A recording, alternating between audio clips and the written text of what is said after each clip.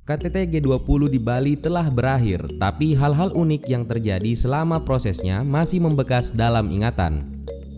Kami sudah merangkum beberapa sebagai kenang-kenangan. Ada apa saja? Mari simak bersama dalam polemik kali ini. Menteri Pekerjaan Umum dan Perumahan Rakyat atau PUPR, Basuki Hadi Mulyono memang terkenal sebagai komedian dalam kabinet. Pada berbagai kesempatan, ada saja idenya untuk membuat guyonan, tidak terkecuali dalam KTT G20. Saat para delegasi berkunjung ke Taman Hutan Raya Bali pada 16 November kemarin, Basuki tampil sebagai fotografer dadakan dengan kaos putih yang dikenakan terbalik serta kartu identitas wartawan. Well, sepertinya menteri satu ini sudah punya rencana untuk mengisi masa pensiun.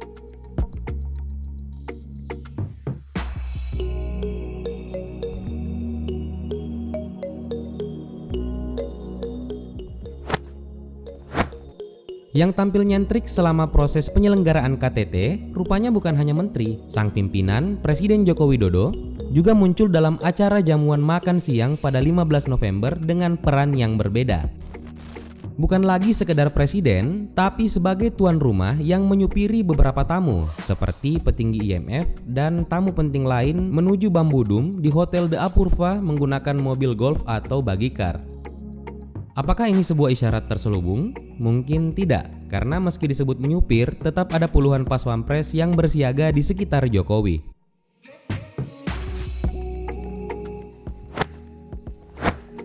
Tidak hanya menteri dan presiden, Wapres Ma'ruf Amin juga sempat jadi sorotan selama gelaran KTT G20. Namun kali ini bukan karena pernyataan kontroversial seperti legalisasi ganja medis, melainkan karena absennya beliau dalam acara bergengsi tersebut. Ya, selama gelaran memang Jokowi yang fokus menjamu dan memandu para tamu sebagai tuan rumah. Sementara Ma'ruf Amin tetap tinggal di Jakarta untuk mengerjakan tugas-tugas kenegaraan yang mesti ditinggal oleh sang presiden. Perhatian tidak hanya tertuju pada para eksekutif yang masih menjabat di kursi pemerintahan. Para presiden dan wakilnya yang menjabat sebelum Jokowi, seperti Megawati Soekarno Putri, Susilo Bambang Yudhoyono, hingga Yusuf Kala, sempat jadi pembicaraan publik karena terlihat duduk semeja selama acara jamuan makan malam yang berlangsung pada 15 November. Apakah ini tanda-tanda konsolidasi menjelang pesta politik 2024? Atau cuma silaturahmi yang terpaksa untuk menunjukkan kedewasaan?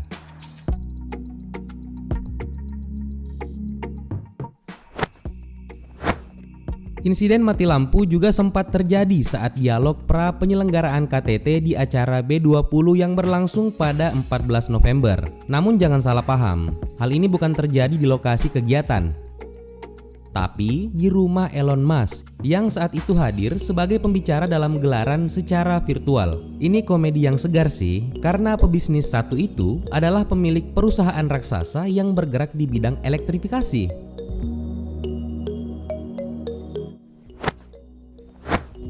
Elon memang selalu jadi pusat perhatian, tidak peduli di mana dia muncul. Kejadian mati lampu di rumahnya hanyalah salah satu. Di luar itu, masih karena acara yang sama, dia juga jadi pembicaraan publik di Indonesia. Sebab moderator acara, Anindya Bakri, sadar dan mengomentari setelan Elon Musk yang ternyata adalah batik Bombana dari Sulawesi Tengah, salah satu daerah penghasil nikel, bahan baku untuk pembuatan baterai mobil listrik. Lagi-lagi, apakah ini kode terselubung lain?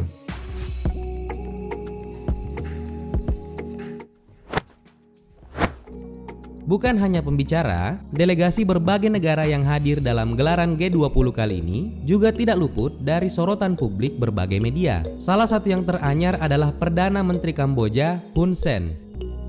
Dia sebenarnya sudah tiba di Bali sejak 14 November. Namun setelah melakukan tes, Hun Sen dinyatakan positif COVID, jadi tidak bisa ikut serta dalam seluruh rangkaian. Untungnya setelah diselidiki, yang bersangkutan rupanya terinfeksi setelah mengikuti KTT ASEAN di Kamboja beberapa waktu sebelumnya. Makanya ini tidak bisa disebut sebagai kesalahan panitia penyelenggara.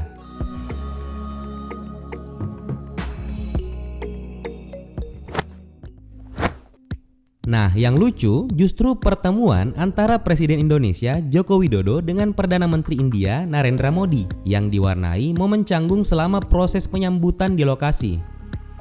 Jadi begini, saat mereka bersalaman, Jokowi mempersilahkan Narendra ambil posisi untuk pemotretan. Namun yang bersangkutan salah paham dan mengira kalau itu isyarat untuk menuju tempat duduk. Untungnya dia masih sempat ditahan sebelum keburu pergi.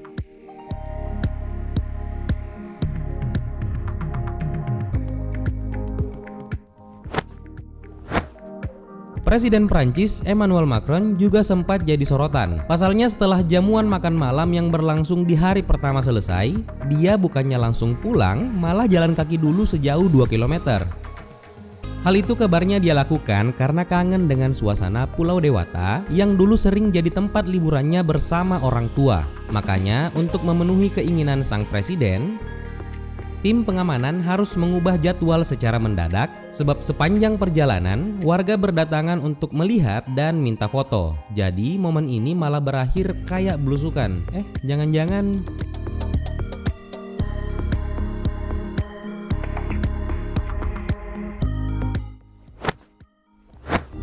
bukan hanya presiden, 2 orang perdana menteri dari negara yang berbeda, Rishi Sunak dari Britania Raya serta Giorgia Meloni dari Italia, sama-sama jadi pembicaraan di berbagai media.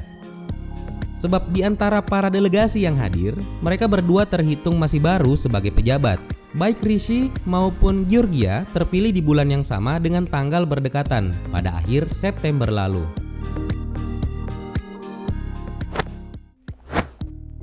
Khusus untuk Giorgia Meloni, alasan dia jadi pusat perhatian bukan hanya karena statusnya sebagai pemimpin baru, tapi karena di antara para pemimpin negara, dia adalah satu-satunya perempuan. Dan kalau ditarik dalam skala yang lebih luas, Giorgia adalah salah satu dari 2 perempuan yang menghadiri acara ini sebagai delegasi utama, bukan pendamping. Selain dia, orang yang kita maksud adalah Ursula von der Leyen, perempuan asal Jerman yang saat ini menjabat sebagai Presiden Komisi Uni Eropa, dan beberapa hari sebelum acara sudah lebih dulu bertemu dengan Jokowi untuk membicarakan beberapa perkara bilateral.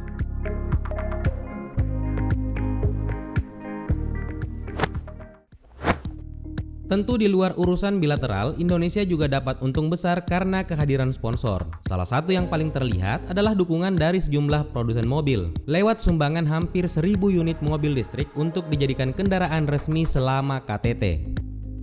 Kementerian Sekretariat Negara atau Kemensesnek telah melakukan serah terima resmi pada 19 Oktober lalu untuk dukungan 393 unit kendaraan dari PT Hyundai Motor Indonesia dalam bentuk 44 unit Hyundai Genesis Electrified G80 Special Edition, 87 unit Hyundai Genesis G80, dan 262 unit Hyundai Ioniq 5.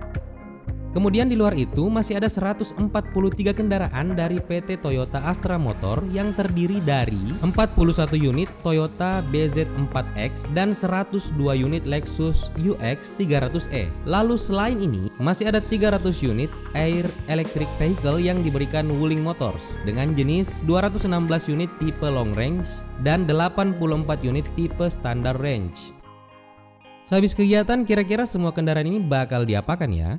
Dijual, dijadikan transportasi publik, atau dijual untuk jadi transportasi publik? Tidak ada yang tahu. Yang pasti selain jadi ajang untuk mengobrolkan persoalan ekonomi dunia, kita bisa menyimpulkan kalau KTT G20 sejauh ini memang jadi tempat yang bagus untuk promosi produk. Semua iklan mobil barusan cuma salah satu contohnya.